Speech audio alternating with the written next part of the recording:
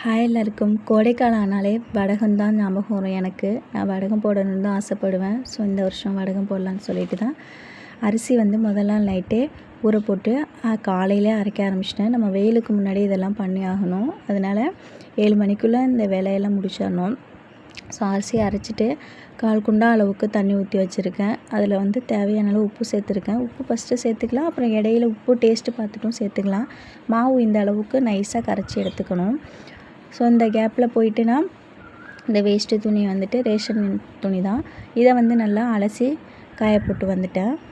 இந்த கேப்லேயே தண்ணி நல்லா கொதிக்க ஆரம்பிச்சிருச்சு.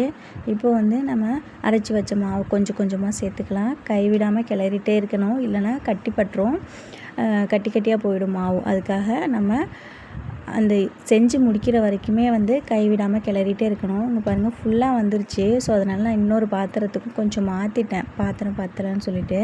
இது பச்சை மிளகாய் காரத்துக்கு தகுந்த மாதிரி அதை அரைச்சி வச்சுருக்கேன். இது காரம் கொஞ்சம் கம்மியாக தான் இருக்கும். ஸோ பரவாயில்லன்னு சொல்லிவிட்டு அந்த அளவுக்கு தான் அரைச்சி வச்சுருக்கேன் நான். அவ்வளோதான். இதை ஃபுல்லாக கைவிடாமல் கிளறிட்டே இருக்கணும். அது கொஞ்சம் லேட்டாகும் நல்லா வெந்து வர்றதுக்கு. இப்போ பார்த்திங்கன்னா இந்த அளவு வெந்துருச்சா. இப்போ அரைச்சி வச்ச பச்சை மிளகாயை நம்ம சேர்த்துக்கலாம்.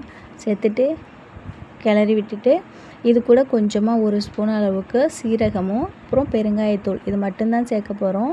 இந்த ஸ்டேஜில் உங்களுக்கு உப்பு பத்துதான்னு பார்த்துக்கோங்க. பார்த்துட்டு பத்தலைன்னா உப்பு கொஞ்சம் சேர்த்துக்கலாம். அவ்வளோதான். நல்லா கிளறி விடணும். அடியில் பிடிக்காமல் கிளறி விட்டுட்டு இறக்கி ஆற விட்டுறலாம் ஃபுல்லாகவே.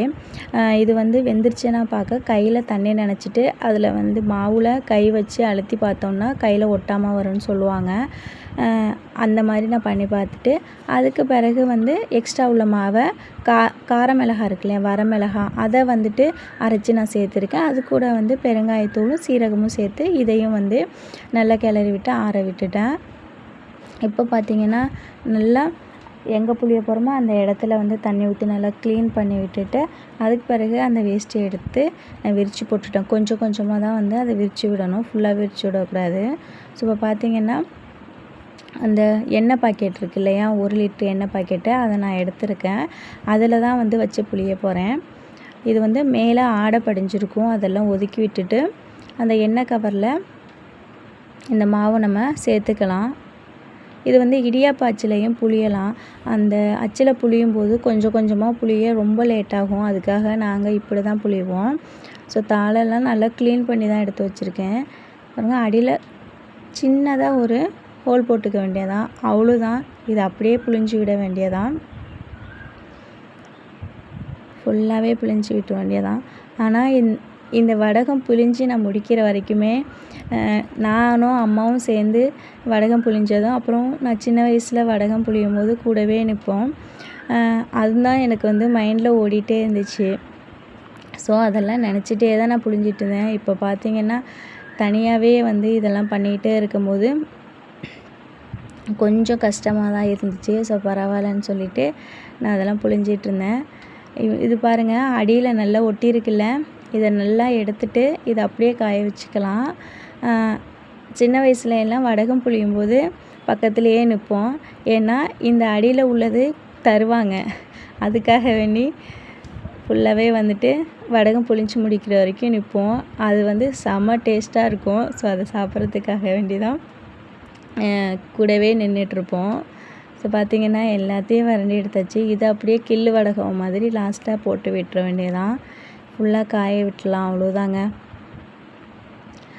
பார்த்திங்கன்னா இது 2 நாளில் காஞ்சிருச்சுங்க. ஈவினிங் போல் பார்த்திங்கன்னாலே ஓரளவு காஞ்சிருச்சு. இதை நம்ம அந்த துணியை கொஞ்சமாக திருப்பி விட்டு தண்ணி தெளித்து கொஞ்சம் கொஞ்சமாக நம்ம ஃபுல்லாக எடுத்துடலாம்.